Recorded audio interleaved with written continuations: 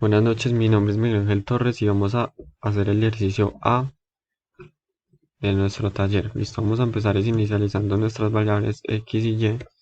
Listo, las inicializamos como abajo en la izquierda. Después vamos a poner nuestra función, que en este caso la vamos a llamar f. Ponemos f de X y Y es igual a X por Y dividido, abrimos paréntesis, X al cuadrado más Y al cuadrado más 2. Cerramos paréntesis y ponemos punto y coma para seguir digitando variables. Listo. Quedó inicializada nuestra variable. Ahora para hallar el límite, vamos a abrir el límite, abrir paréntesis, otra vez límite.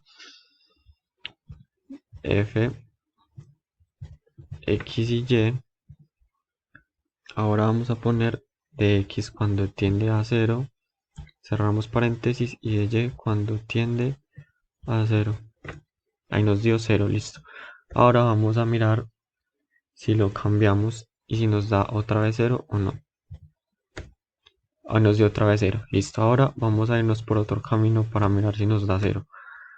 Si nos da 0, significa que el límite sí existe. Listo, entonces límite, abrimos paréntesis, df, x, m por x, cerramos paréntesis, x, de cuando x tiende a 0. Cerramos paréntesis. Y ahí nos dio 0. Eso significa que el límite sí existe en este caso. Entonces vamos a empezar inicializando nuestras variables que son x y y. Ahí inicializamos las variables aquí abajo. Después vamos a poner nuestra función f. Igual la función de la b es x menos y al cuadrado. Dividido. Abrimos paréntesis, x al cuadrado más y al cuadrado. Y al cuadrado. Listo. Punto y coma para poder seguir en la consola. Vamos a ver si que nos quedó bien escrita x menos y al cuadrado, sí señor, dividido x2 más y2. Listo. Aquí nos quedó inicializada nuestra variable f. Ahora vamos a calcular el límite. Bueno, nosotros sabemos que el límite se puede calcular de manera directa. Aquí si lo calculamos de manera directa tendiendo a x0 y y0, pues nos daría una indeterminación, ¿cierto? Nos da 0 sobre 0 y esto significa una indeterminación. Entonces vamos a irnos por otros caminos, que es calculando el límite de x y y por x y por y. Vamos a ver cuánto nos da. Entonces f, aquí x, y, cerramos paréntesis, coma, x tiende a 0, ¿cierto? Cerramos paréntesis. Perdón, aquí puse un punto, es una coma, y, tiende a 0. Listo. Le damos enter y la respuesta es 1, ¿cierto? Entonces sabemos que por x y y, tendiendo x a 0 y y a 0, nos da 1, ¿cierto? Entonces hasta aquí no sabemos si el límite existe o no existe, ¿cierto? Entonces nos vamos a aproximar por otro camino, que es el siguiente. Vamos a inicializar la variable m, que hoy inicializada abajo a la izquierda, y ponemos limit de f. Ese es otro camino para hallar el límite. F, x, m, que fue la que acabamos de inicializar, perdón, por x. Cerramos paréntesis. ¿Y qué vamos a hacer acá? X cuando x tiende a 0. Listo. Y vamos a ver cuánto nos da. Bueno, aquí nos dio un error, un dato o un resultado totalmente diferente a 1. Aquí nos dio este resultado y aquí nos dio este resultado. ¿Esto qué significa? Que esta función depende de m, ¿cierto? ¿Por qué? Porque nos dio diferente aquí, yéndonos por x y yéndonos por m, nos dio esto. Significa que esta función depende de m. Entonces el límite no existe. Así es de sencillo y simple. Hola, un saludo para todos. Mi nombre es Juan Sebastián Carmona, hago parte del programa de Ingeniería Logística de la Universidad de Manizales y en este caso vamos a resolver ejercicios de límites por medio de del aplicativo MATLAB. MATLAB nos va a permitir entonces ejecutar los comandos y nos va a mostrar los resultados de las operaciones matemáticas de estos ejercicios. Esto concerniente a la asignatura de Matemáticas 3. En este caso entonces vamos a expresar el límite de x y y cuando ambas variables tienden a 0 de la función seno al cuadrado de x por y, todo esto dividido x por y. En este caso entonces vamos a hacer uso del aplicativo MATLAB para tener un mayor orden en la ejecución de los comandos. Vamos a utilizar el comando clc, el cual me limpia la pantalla, y por otro lado vamos a limpiar nuestro espacio de trabajo para no tener ningún tipo de confusión al momento de ejecutar los comandos. Vamos a definir entonces nuestras variables simbólicas, que son variables que no tienen ningún tipo de valor, que serían la x y la y. Podemos ver que en el espacio de trabajo, en la parte inferior izquierda, se ve reflejado todo comando que yo ejecute de manera correcta. Vamos entonces a definir nuestra función, que como ya lo habíamos dicho, tenemos que f de x y y la vamos a expresar con la función seno al cuadrado de x por y. Todo esto que irá dividido por x por y.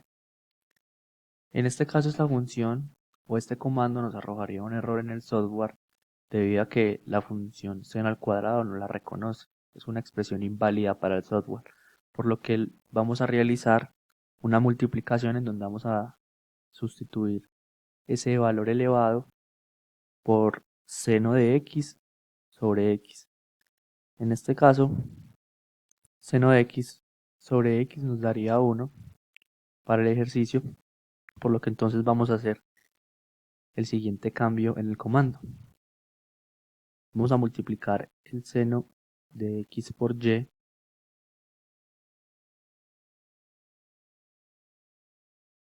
todo esto dividido sobre x por y, y esta expresión la vamos a multiplicar a su vez por el seno de x por y. De esta manera el software no nos va a arrojar ningún tipo de inconsistencia. Cerramos los paréntesis que se necesitan. En este caso no cerramos el paréntesis del seno, por eso nos está arrojando error. Y ahí podemos ver entonces que la expresión fue tomada, la función fue guardada como tal. Al cambiar las variables en este ejercicio en particular, sustituyendo directamente los límites, vamos a ver que entonces el límite que nos vamos a la función va a ser 0. En este caso entonces lo que vamos a hacer es un límite reiterado, el cual se expresa de la siguiente manera, donde le digo al aplicativo que me reitere el límite de la función que quiero expresar, en donde x y y van a tener como tal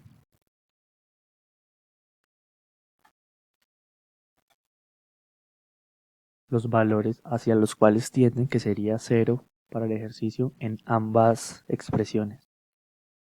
De esta manera entonces yo le estoy diciendo al software que me evalúe ambas funciones, teniendo en cuenta que vamos a que los límites van a tender a cero en las dos variables, podemos ver entonces que la respuesta a este límite por este lado es cero por el límite reiterado. Y ahora vamos a hacer un ejercicio el cual va a ser hacer los límites o expresarlos de manera individual para que nos dé como tal el resultado. Si ambos límites por ambas variables dan un resultado de cero, entonces el límite tiene su existencia o está en un espacio cero en este caso. Vamos a definir entonces el límite sencillo de cada una de las variables, en donde le voy a decir al software que quiero definir el límite de la variable x cuando ésta tiende a cero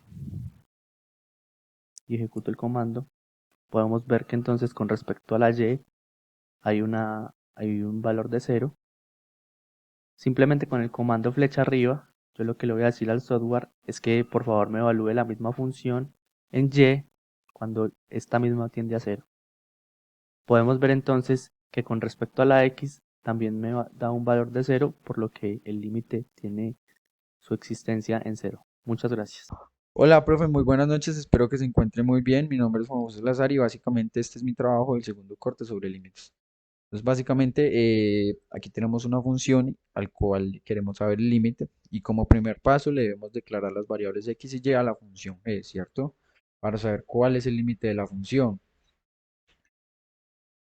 Para sacar el límite utilizamos un comando que lo vemos en pantalla, que el cual nos da básicamente como resultado el seno de 4 no, sobre 4 sobre 9 menos un tercio, que seguidamente a ese resultado le declaramos una variable p para saber cuál es su coordenada en un plano 3D, ¿cierto?